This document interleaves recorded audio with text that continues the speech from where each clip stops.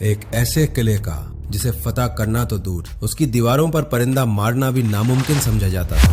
یہ ہے مصر کا قدیم قلعہ بابلیون، جہاں رومیوں کی عظیم الشان فوج پناہ لیے ہوئے تھی اور مسلمان 7 مہینے سے باہر کھڑے تھے۔ دیواریں اتنی بلند کہ آسمان سے باتیں کرے اور دفاع اتنا مضبوط کہ ہر حملہ ناکام ہو رہا تھا۔ جب تھکان اور مایوسی بڑھنے لگی تو ایک مرد زری آگے بڑھا جس کا نام تھا زبیر بن العوام۔ انہوں نے اپنے ساتھیوں سے کہا، آج میں اپنی جان اللہ کو بیچنے جا رہا ہوں، جو میرا ساتھ دینا چاہے وہ پیچھے آئے۔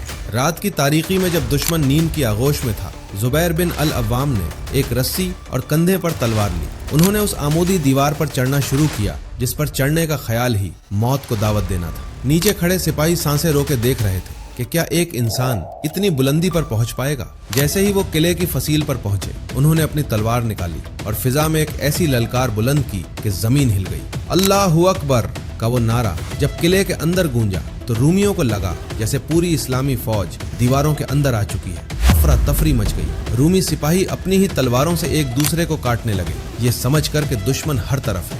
زبیر بن العوام نے تنہا قلعے کا گیٹ کھول دیا اور اسلامی لشکر ایک طوفان کی طرح اندر داخل ہوا۔ تاریخ گواہ ہے کہ جو قلعہ مہینوں میں فتح نہ ہو سکا، وہ ایک مرد مومن کی ایک للکار سے چند منٹوں میں ڈھیر ہو گیا۔